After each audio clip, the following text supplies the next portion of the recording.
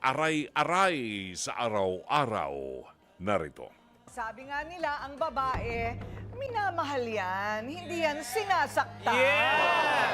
Pero ang babae nating bisita ay kotang-kota na raw sa bugbugan.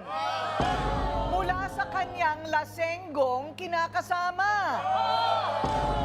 Sukdulan na raw ang ganyang nararanasang aray-aray sa araw-araw.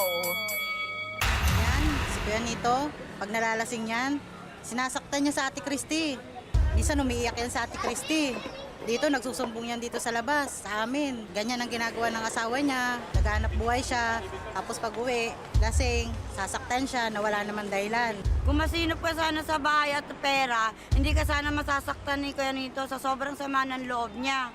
Kuya Nito, para sa akin, mali ang ginagawa mo eh. Unang-una, kinakasama mo yon. Pangalawa, babae yon. Pangatlo, pinapatulog mo sa bangketa. Paano kung anong mangyari doon? Kuya Nito, maawa ka naman kay Ate Christy. Kung may problema kayo, pag-usapan nyo nang hindi ka nakakainom. Pakinggan na natin ang panig ng mag-live-in partner na si Nito at Christy. Harapan na!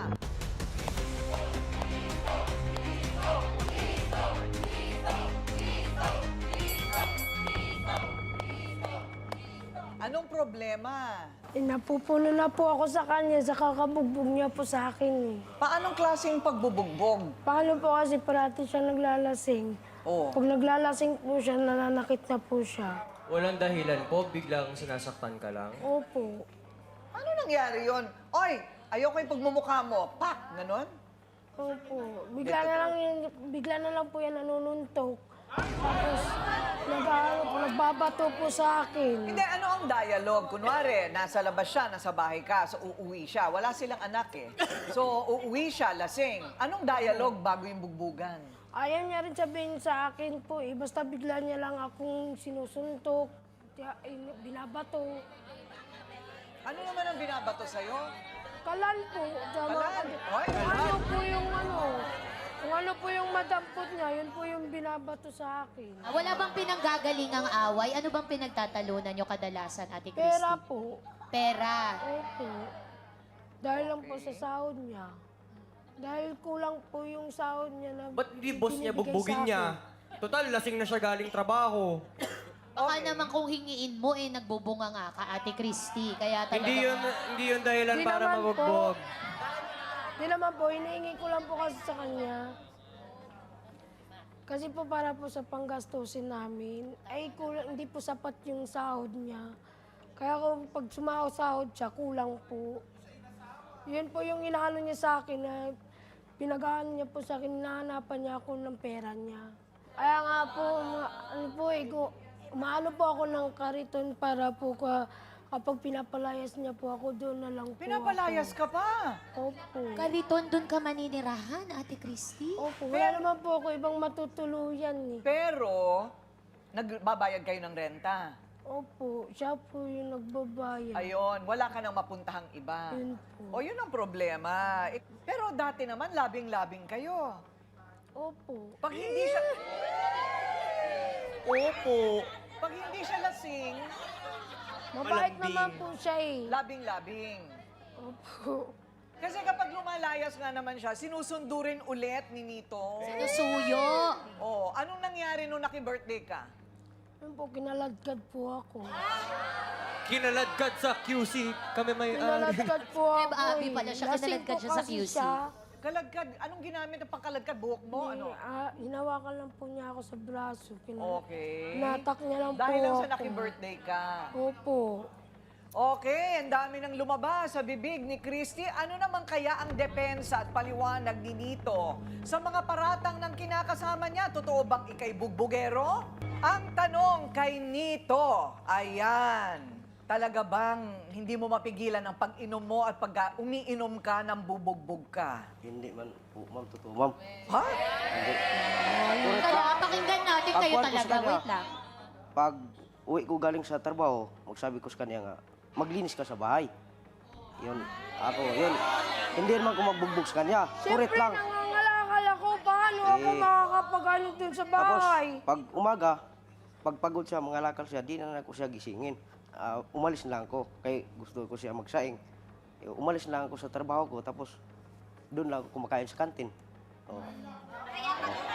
Tapos, pag kumakain ako Huwag ka naman eh. sa tuwing sahod ko, ibibigay ko sa kanya, tag 3,000.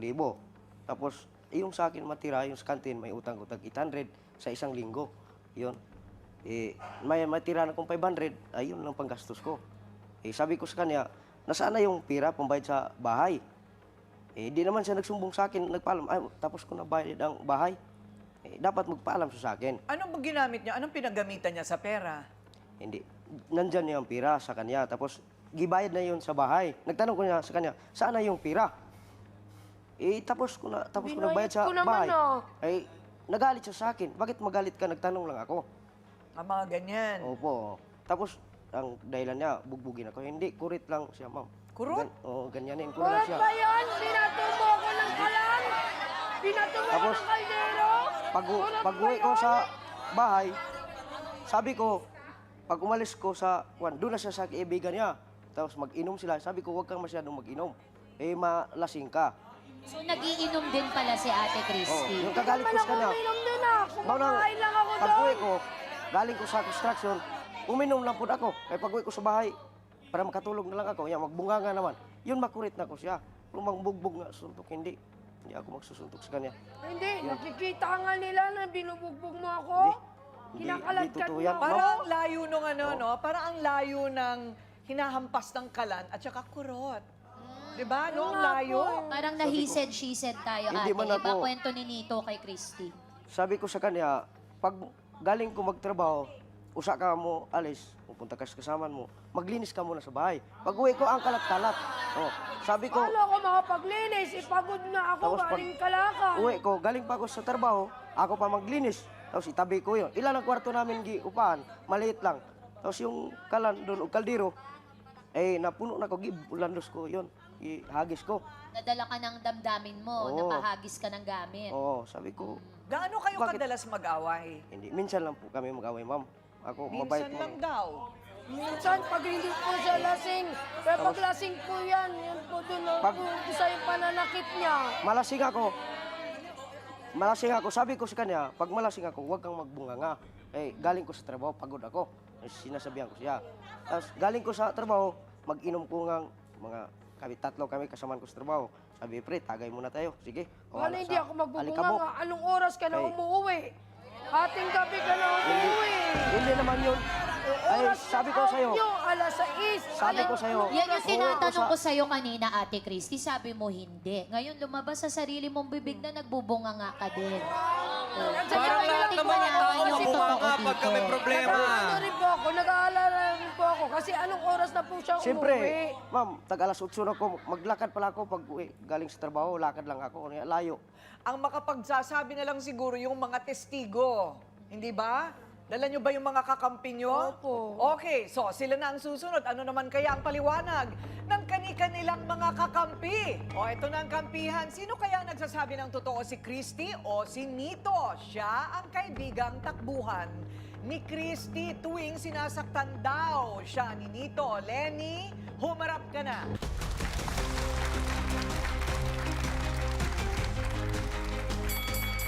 Magandang umaga po, Ate Lenny. Ayan, matagal na po kayong magkaibigan ni Nanay Ate Christy. Opo, ma'am. Ano po ang pagkakakilala niyo sa kanya? Siya ba ay bungangera, pabaya sa bahay? Normal lang naman po yun, ma'am, sa pagiging bungangera ng isang asawa, kung may mali din naman po yung asawa niya. Ano bang naobserbahan? Anong nakita mong nangyari? Nakita ko po nung time na birthday po ng asawa ko, nagiinuman po kami sa labas, bigla po siyang dumating, kinaladkad po si Christy pa uwi sa kanila. Isang beses lang ba ito nangyari o madalas itong mangyari? Madalas po, pag nalalasing po si Junito. Okay. Sinubukan mo ba na tulungang mag-ayos yung mag-asawa, na magitan ka ba kahit kailan? Sa Opo, ganitong pinagsasabihan namin sila, kaya lang mahirap din po mangialam sa problema nilang mag-asawa, kung ano po yung kanya-kanya nilang dahilan. gulo? Ano sa tingin mo kadalasan pinag-aawayan nila? Nagkukwento ba ang kaibigan Tungkol mo po sa'yo? sa financial. Hindi, nakita mo na bang binugbog siya? Yun lang po, ma'am, yung kinaladkad po siya doon sa labas. Na Okay. dapat hindi sana gagawin kasi marami pong nakakakita. Lasing siya nun. Opo. Pero yung sinasabi niya na kaldero, nakakita ka na ba ng pasa sa muka, black eye? Hindi naman niya pinapakita sa akin. Ayun. Siguro nahihiya siya. O ngayon, kung akala ninyong walang kakampi si Nito, nagkakamali kayo dahil heto na siya. Rad, sumarap ka na.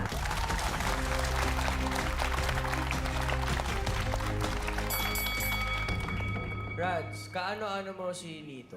Kaibigan po. Kaibigan, matagal na kayo magkaibigan. Opo, at saka kasamaan ko po sa trabaho. Kasama mo sa trabaho. So, totoo ba na sa trabaho nagiinuman kayo? Opo, Madalas. minsan lang po. Sumaoy Sa isang talaga si linggo, Nito. Tatlo. Sa isang linggo, tatlo lang. 3 sa isang linggo. Ilang araw kayo sa linggo pumapasok? Oo, 3 din. Hindi. hindi lang po. Hindi naman. Araw-araw. Opo. So, si... Araw-araw pumapasok, makinig kayong mabuti. Siyempre, apektado naman kayo masyado. Relax. Si Kuya Nito ba mainitin talaga ang ulo pagka nakainom? Maoy Pagka ba siya? nakainom po. Pero pagka hindi naman po nakainom, mabait naman po to. Mabait naman pagka hindi nakainom. Nakikita mo ba yung mga nangyayari sa kanilang dalawa? Nag-aaway sila? Kaya po siya umiinom dahil po sa problema niya sa asawa niya. Dahil... So, napapainom siya dahil makalat sa bahay? Hindi, anong problema niya sa asawa niya? Kasi si Ginito po, yung pera niya po sa sahod, hinahanap niya sa asawa niya kung nasaan na. Okay. Tapos wala na po daw. Hindi mo ba napapaliwanag kung saan napupunta? Sinasabi ko naman po, kaso lang po, mahina siya mahina po siya makarelate po, ma'am. Ilista Kapag kaya sinasabi natin. ko sa kanya, pinambayad ko sa bahay, tubig, kuryente. Yung inaano ko po sa kanya. Oo, lista mo isa-isa ate, pati resibo. Gusto mo siya Hindi niya pagbayarin pa mo? binayaran yung utang niya po sa akin, tindahan eh. Kaya po ako Hindi niya lang po sinisingil kasi eh. sinasabi, ma'am. Hindi niya po sinasabi. Hindi Kay sinasabi. kuya. O mali nga naman yon, dapat tama si Tuesday, kailangan may listahan kung pwede resibo. Meron naman po resibo eh. Eh hindi, Binigay sa akin hindi sa nga kayo bahay. nagkakaintindihan eh. Tsaka hindi po siya nagpapaalam na nagpapadala pala siya ng pera sa anak niya. Ah, nagpapadala ng pera sa anak. Bagong pasabog.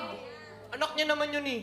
Ito nga kasi, at ate Anak kasi, ni ate. meron silang mga anak sa mga una nilang relasyon. Si Christy at si Nito. Pero together, wala silang anak.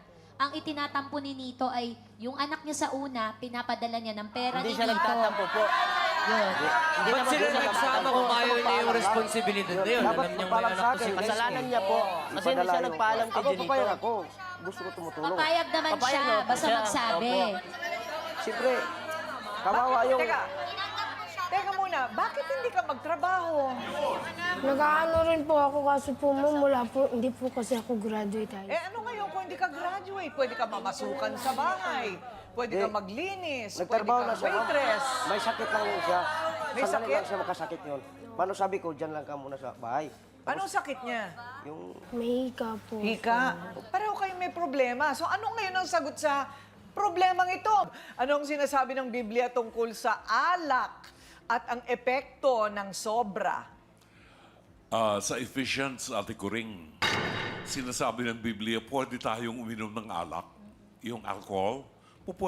Pwede natin gamitin yan to glorify God, pasalamatan siya, to celebrate life. Yun ang paraan ng pag-inom ng alak. Pero ang sinasabi ng Biblia, iinom tayo ng alak hindi para malango o malasing. Iinom lang tayo para maluwalhati natin ang Diyos. In fact, sa mga misa natin, may alak. Ginagamit yan. Now, pag umiinom ka ng alak para malasing, may problema ka na. Kasalanan na yon. No? Kasalanan na yon. Now, sa kaso ninyong dalawa, kanina kinampihan ko si Nito. Kasi nga naman, may expectation din ang lalaki na naghahanap buhay na pagdating sa bahay, yung kapartner naman niya, may konsuelo ka na makita mong malinis yung bahay mo, merong mainit na sabaw na mahihigop ka. Nakakainit talaga ng ulo. Pag kukuya-kuya-kuy lang yung kapartner mo, dumating ka, hindi pa pala nagsasaing ng sinaing, wala pang kanin, ano? So, may responsibilidad ang bawat isa sa inyo. Nito, ang pananakit sa kinakasama o sa asawa ay talagang bawal, no? May pagkakalagyan ka rito. Indikasyon to na hindi mo siya talaga mahal kasi sinasaktan mo. Doon naman kay Christy, may tungkulin ka rin kasi. Pero ang isang malaking bagay dito na dapat gamitin mo yung utak mo.